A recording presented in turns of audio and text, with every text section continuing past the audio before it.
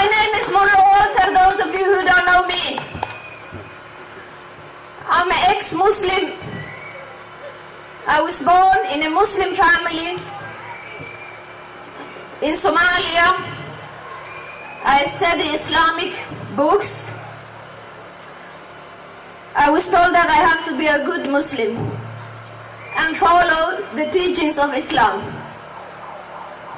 And I did so. The more I study Islam, the more I hate it.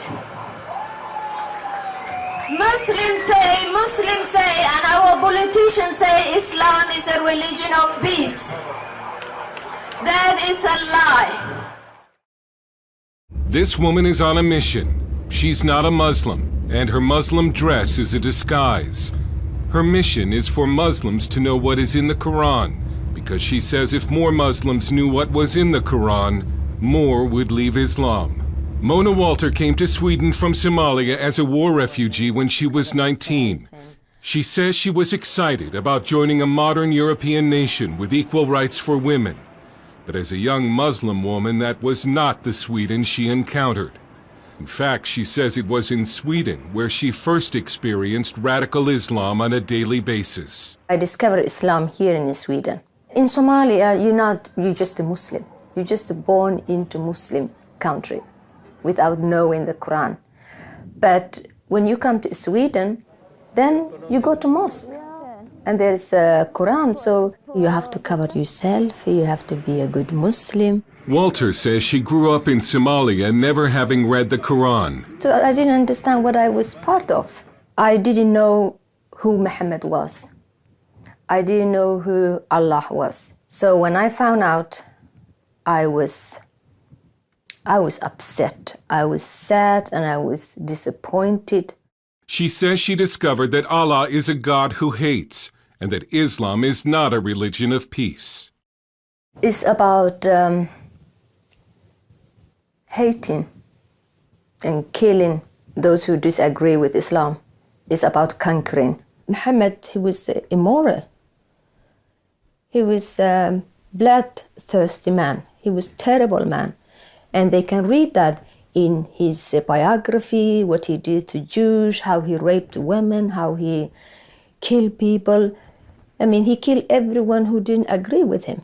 Discouraged, she left Islam and became an atheist, until one day a family relative encouraged her to read the Bible. She still remembers the first time she read Matthew chapter 5, verse 44, where Jesus said to love your enemies and pray for those who persecute you. It was very strange for me, love your enemy, because in Islam you have to kill your enemy. Kill your enemy and kill everyone who refuses Islam. But Jesus Christ, it was all about love and peace and forgiveness and tolerance. And for some reason I needed that. She went to see Pastor Faoud Rasho, a Syrian immigrant who ministers to former Muslims in Sweden. She started to believe, and she came to me. That was the beginning of her trusting. I was so happy. I was filled with joy. Then I accepted Jesus Christ. Mona says the Lord gave her a burden for Muslims who still do not know the truth about Islam, and she began to copy verses from the Quran and hand them out on the street to Muslim women. Sometimes they listen, sometimes they become very upset, and I just told that, you know that your husband, he have a right to beat you if you don't obey him. And say, no, it does not say that. Yes, it says that. I thought that if I tell them about Muhammad and about the Quran and this God of Islam who hates, who kills, who discriminates women, maybe they will have a choice and leave. But in politically correct Sweden, Mona Walter has come under attack for simply telling Muslims what is in the Quran. And I've been called Islamophobe, and yeah, you've been bought, you're a house nigger and stuff like that, terrible things. She has also been called a racist.